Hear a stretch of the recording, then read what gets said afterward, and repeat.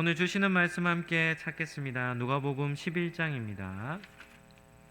6절에서 13절 말씀입니다.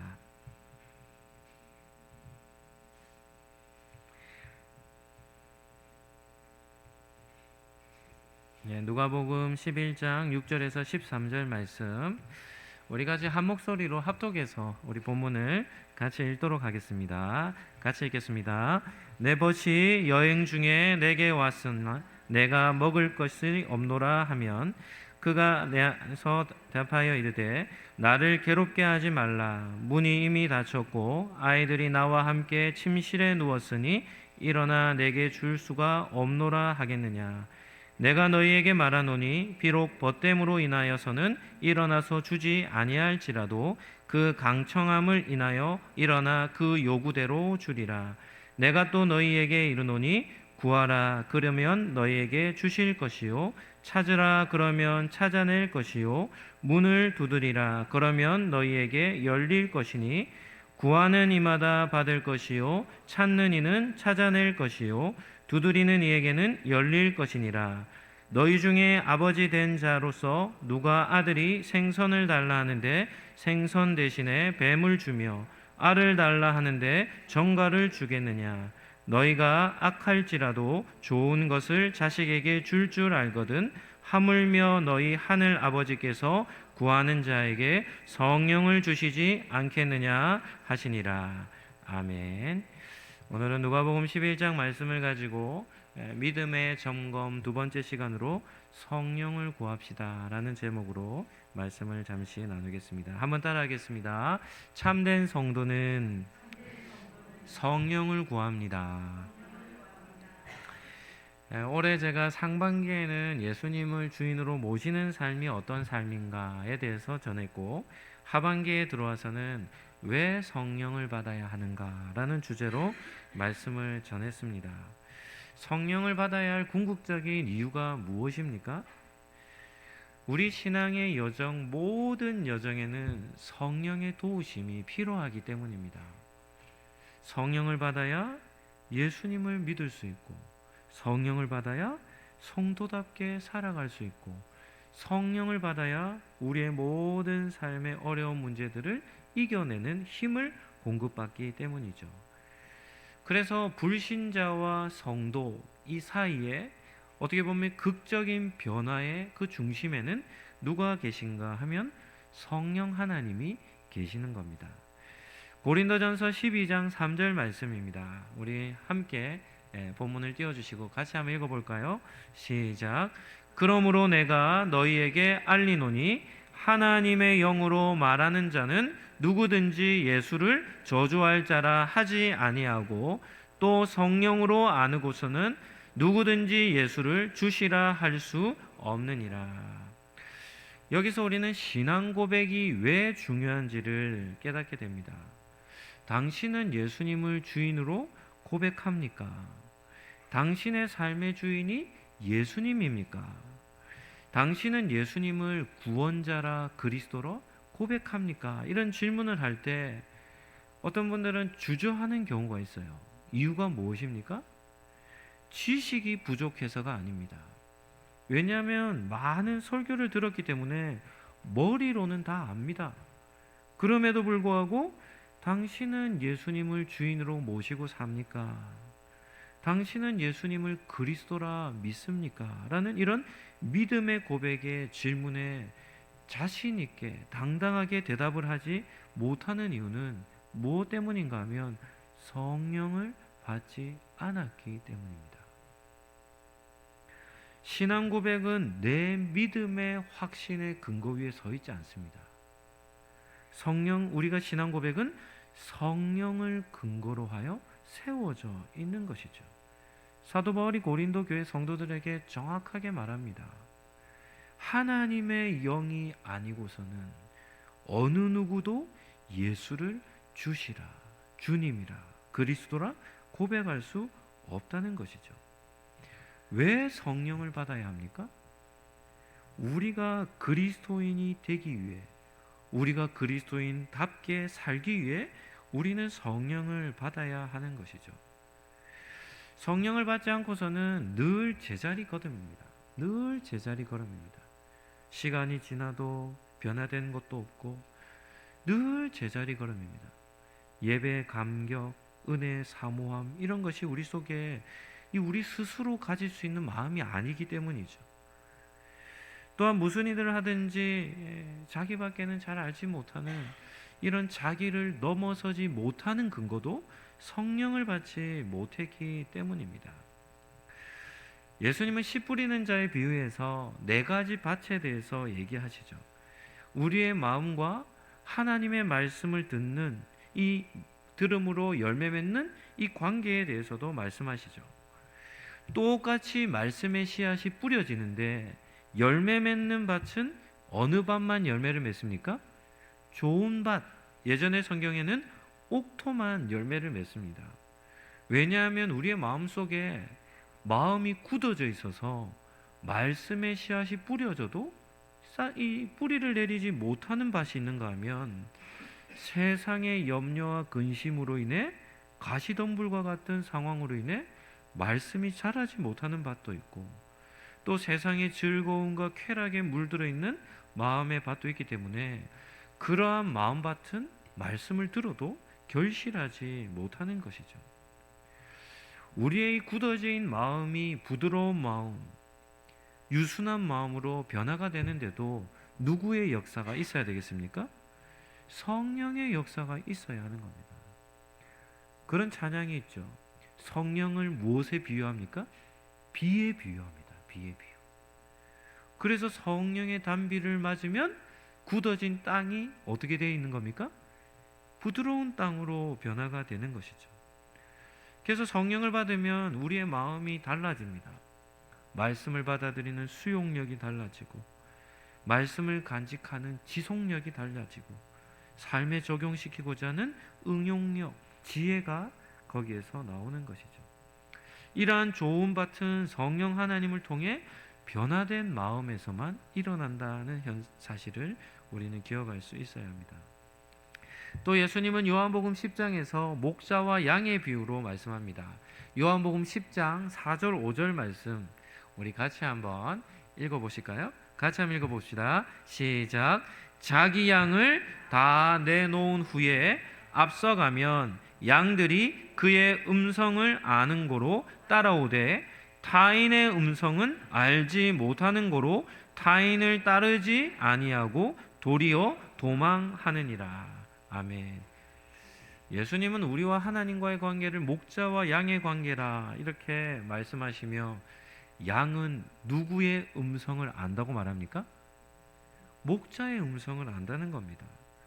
그래서 양들을 이렇게 쫙 풀어놓고 놓은 이후에 목자가 가자, 모이라 이렇게 얘기하면 자기의 목자의 음성을 알고 양들이 어떻게 한다는 겁니까?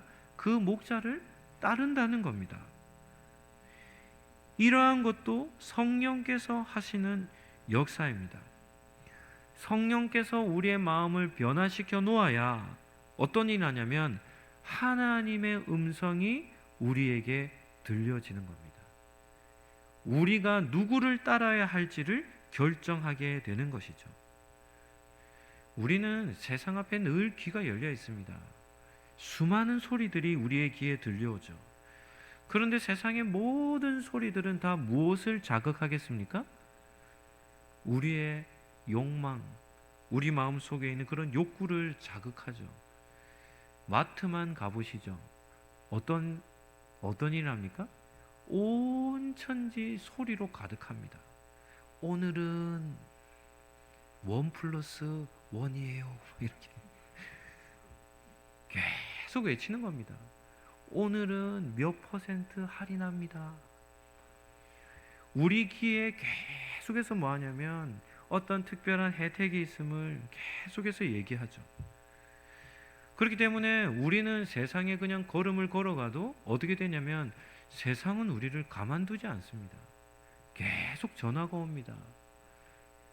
특별 고객님에게 드리는 특별한 기회입니다. 무슨 보험에 대한 것도 여러 가지 혜택을 준다며 다양한 소식들을 우리가 원치 않아도 계속해서 우리의 귀에 그러한 소식을 전하며 우리의 마음을 빼앗고자 하는 것이죠. 그러한 세상 가운데 우리가 삶을 살아갈 때 누구만 누구의 음성을 알아듣습니까? 하나님께 속한 양들만 누구의 음성을 알아듣습니까? 하나님의 음성을 듣고 다른 곳으로 향해 가지 않고 우리의 목자 되신 하나님의 목소리를 들으며 그분을 따라 살게 된다는 것입니다. 우리는 예배를 드립니다. 저도 이번 한 주간 말씀도 읽고 여러 강의도 듣고 설교도 듣고 또 목사님들과의 그런 목회와의 이야기를 통해 하나님의 음성을 듣고자 힘을 썼죠. 우리는 다른 사람들의 말, 세속적인 말, 물질의 유익과 그런 것을 쫓아 그런 데 귀를 기울이며 살아가는 사람들이 아니라는 사실을 우리는 기억할 수 있어야 합니다. 이 예배 시간은 뭐 하는 시간입니까? 이 예배 시간은 하나님의 음성을, 말씀을 듣는 시간이죠. 그래서 예배를 드린다 하더라도 하나님께 속한 양들입니다. 성령을 통하여 거듭난 하나님의 자녀들은 누구의 음성을 듣습니까? 하나님의 음성을 듣고 그 말씀을 따라 살고자 힘쓰는 것이죠. 저는 설교자이지만 그럼에도 설교를 들을 경우면 누구보다 열심히 설교를 듣습니다. 최근에 우리 올로 목사님 태국 가시기 전 12월 첫 주에 올해 마지막 설교를 한번 하시겠다 하셔서 그때 전하신 메시지 어떤 메시지였습니까? 성도는 어떻게 산다 했습니까? 선한 일에 힘쓴다고 했죠. 성도라 하는데 선한 일에 힘쓰지 않는 사람은 성도가 아니라고 했지 않습니까? 설교를 열심히 듣는 겁니다. 그러면 한 문장이라도 기억이 되는 거죠. 한 3주 됐습니까? 여전히 기억하고 있습니다. 들은 말씀은 잊지 않고 사는 것이죠. 우리가 왜 성령을 받아야 합니까? 성령을 받아야 성도가 되기 때문입니다. 두 번째는 간청기도입니다. 성령을 받는 것이 이처럼 중요하다면 성령을 어떻게 받을 수 있습니까? 라는 질문에 오늘 본문을 가지고 간청기도라는 그런 주제로 말씀을 한번 살펴보죠. 예수님께서는 기도에 관하여 오늘 가르쳐 주시는데 8절 말씀 아주 중요한 말씀입니다. 우리 8절 본문 우리 같이 한 번 더 합독해서 읽도록 하겠습니다. 내가 너희에게 말하노니 비록 벗됨으로 인하여서는 일어나서 주지 아니할지라도 그 간청함을 인하여 일어나 그 요구대로 주리라. 아멘.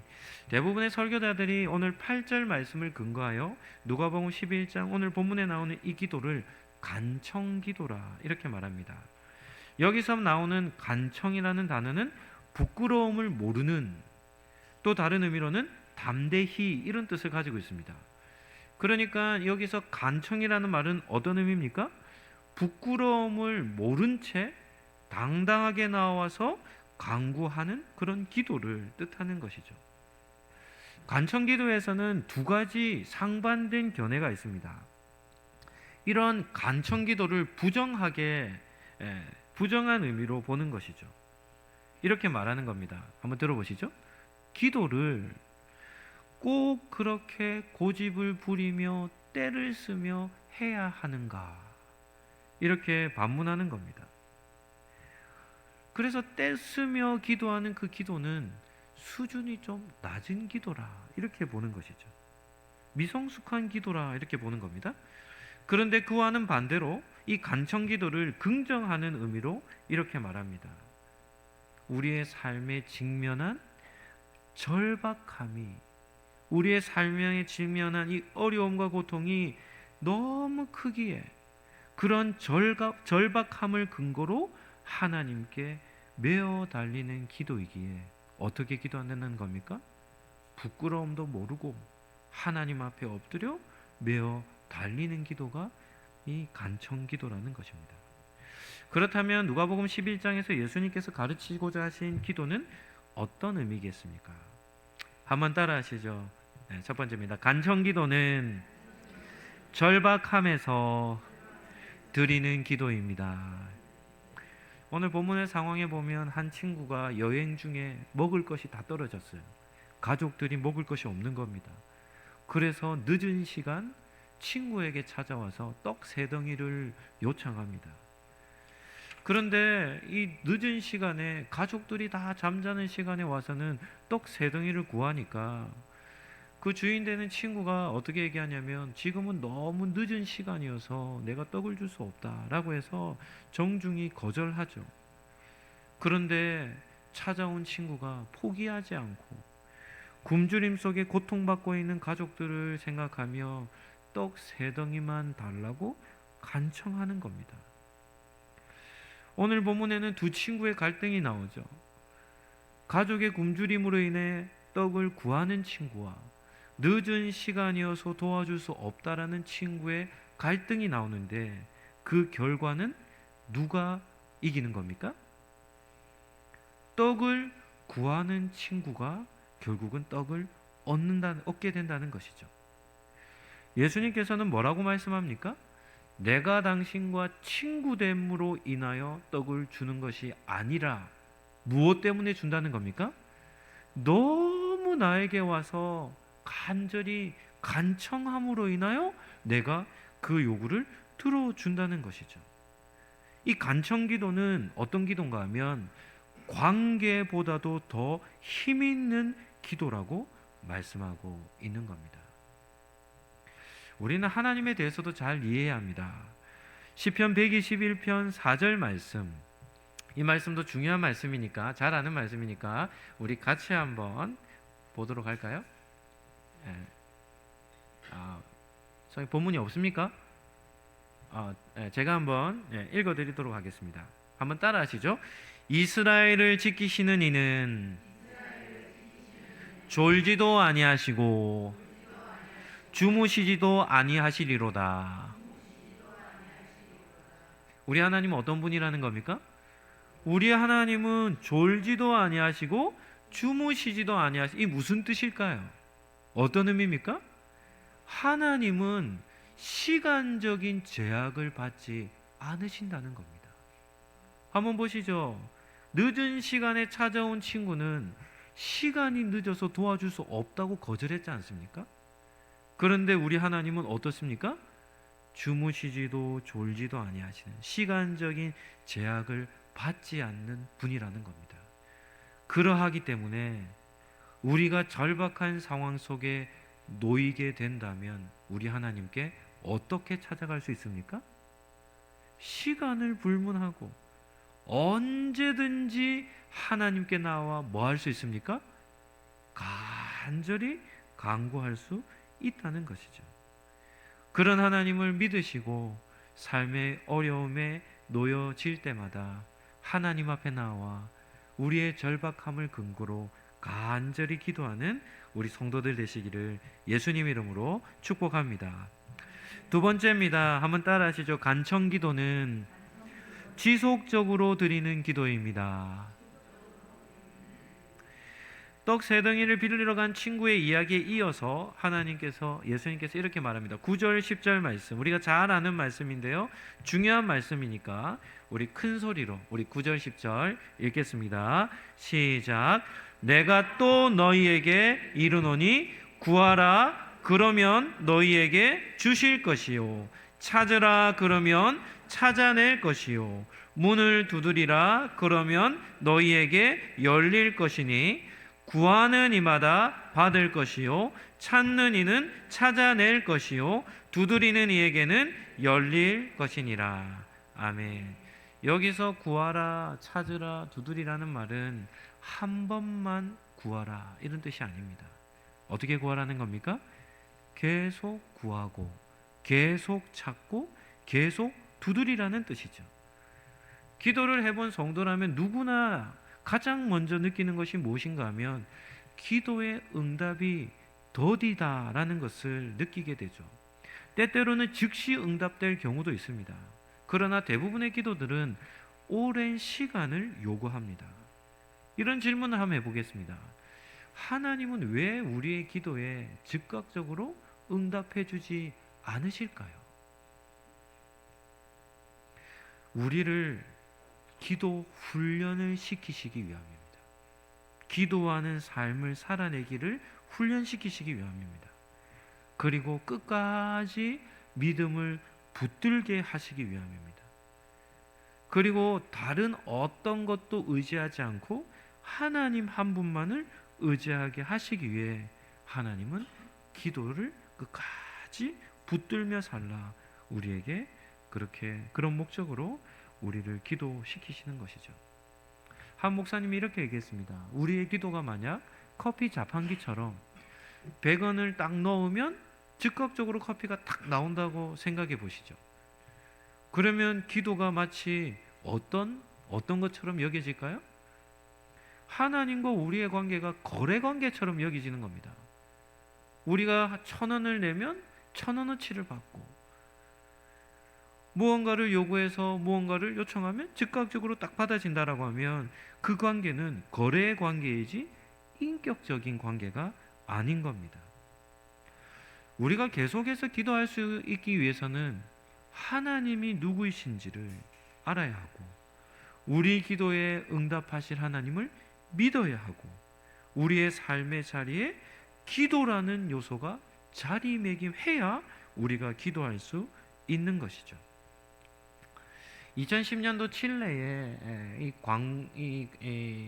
이 한 광산에 사고가 나서 이 광도가 무너지는 바람에 33명의 광부들이 700m에 이렇게 갇혔답니다.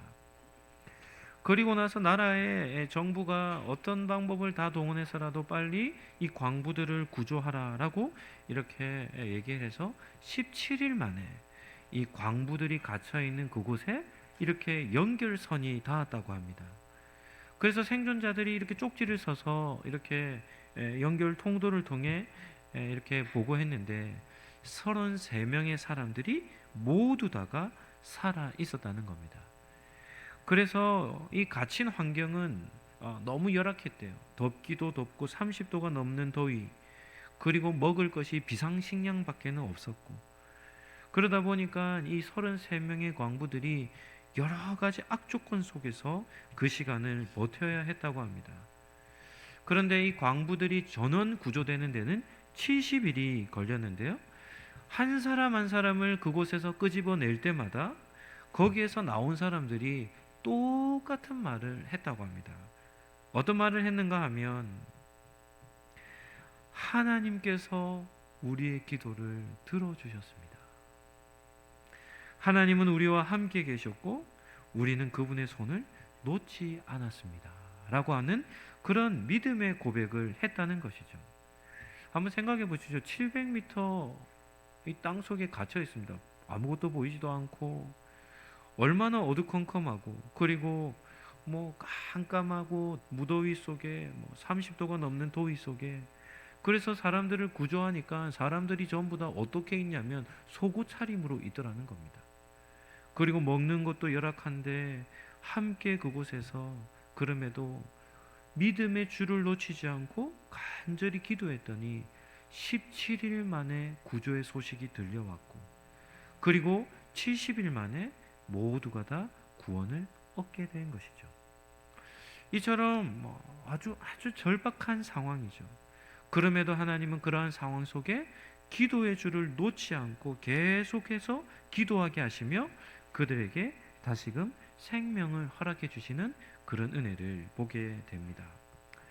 마지막 세 번째입니다. 우리 간청기도인데요. 한번 따라 하시죠. 간청기도는 성령을 구하는 기도입니다. 부모라면 누구나 자식들을 생각할 때마다 늘 미안한 마음을 갖습니다. 그 미안함은 더 잘해주지 못한 것에 대한 미안함이죠. 어느 부모도 자식을 위해 최선을 다하지 않는 부모는 한 사람도 없습니다. 최선을 다했음에도 불구하고 늘 미안한 마음을 갖고 있는 것이 이 부모의 마음이죠.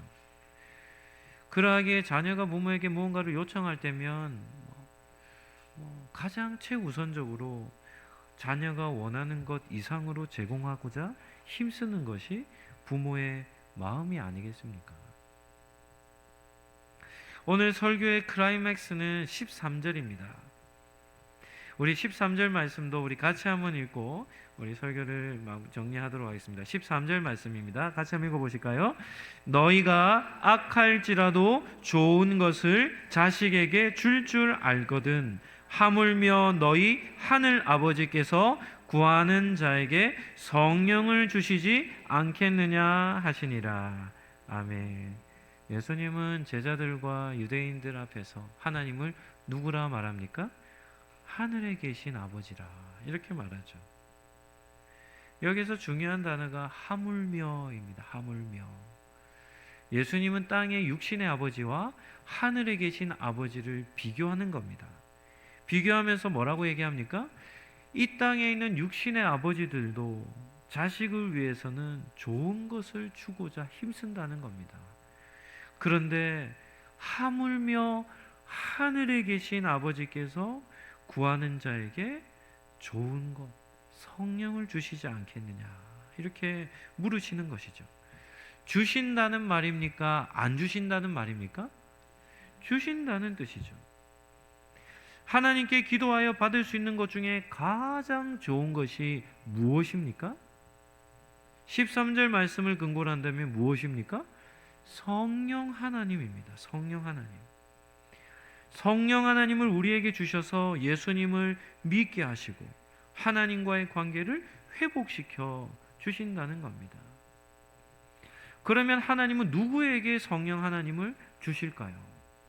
누구에게 주실까요? 구하는 자에게. 이렇게 나오죠. 구하는 자에게 성령을 주신다는 겁니다. 이런 성도들을 만나본 적이 있습니다. 저는 아직 성령을 받지 못했습니다. 이렇게 말하는 성도들이 있죠. 무엇이 문제입니까? 하나님이 주시지 않는 것이 무엇이 문제입니까? 그렇지 않습니다. 뭐 하지 않았기 때문에 받지 못한 겁니까? 구하지 않았기 때문에 받지 못한 겁니다. 육신의 아버지도 자식이 무언가를 요청하는데 정말 간절히 요청하면 그에게 그 요청을 주지 않습니까? 그런데 하물며 하늘에 계신 너희 아버지께서 성령을 구하는 자에게 성령을 주시지 않겠느냐. 구하는 자는 주신다는 것이죠. 절박한 심정으로 지속적으로 포기하지 않고 간절히 기도하는 기도자들에게는 하나님께서 누구를 주신다는 겁니까? 성령 하나님을 우리에게 베풀어 주신다는 것입니다. 말씀을 정리하도록 하겠습니다. 신앙생활을 하면서 지금까지 미뤄왔던 것들이 있습니까? 성도에게는 반드시 필요한 것임에도 불구하고 그것을 알매도 불구하고 뒷전으로 여기며 살아온 것이 있습니까? 2024년을 마무리하는 이 시점에 우리가 이 2024년을 어떻게 잘 마무리할까를 고민할 때 지금까지 미뤄왔던 것이 있다면 이제는 그것을 미루지 않고 반드시 성도로서 갖추어야 할 요건들이 있다면 그것을 올 한 해는 갖추며 2024년 한 해를 마무리했으면 좋겠습니다. 왜냐하면 미루는 것이 너무나도 큰 손해가 되기 때문입니다. 우리는 성령을 꼭 받아야 합니다. 이것은 절대로 미루어서는 안 되는 겁니다. 미루면 미룰수록 큰 손해입니다. 우리의 신앙생활하는 모든 것이 다 허송세월이 돼요. 성령을 받지 않으면 의미가 없는 것이죠. 따라서 성령 하나님을 경험하는 것, 성령의 기름 부으심을 받는 것, 이것은 우리 신앙생활에서 최우선이 되어야 하고 그것을 시작으로 하여 우리의 신앙의 여정, 믿음의 순례의 길이 시작된다는 사실을 우리는 기억할 수 있어야 합니다. 한번 따라 하시죠. 구하면 반드시 성령을 주십니다. 찾으면 반드시 성령을 찾습니다. 두드리면 반드시 성령을 얻습니다. 아멘입니까? 지난 한 해를 되돌아보시고 지금 우리의 이 상황 속에 우리에게 정말 필요한 것이 무엇인지를 우리는 찾고 기억해서 2024년 한 해는 그냥 아무런 의미 없이 그냥 지나가는 한 해가 아니라 하나님께서 구하는 자에게 성령을 주시겠다 하신 그 말씀을 붙들고 하나님 저에게도 성령으로 기름을 부어주시고 우리의 내면에 죄악된 본성이 성령의 기름 부으심으로 변화가 되게 하여 주시고 예수님을 믿되 온전히 예수님을 믿는 그런 믿음의 사람으로 변화시켜 달라고 우리는 그렇게 기도하며 한 해를 마무리해야 할 줄로 믿습니다.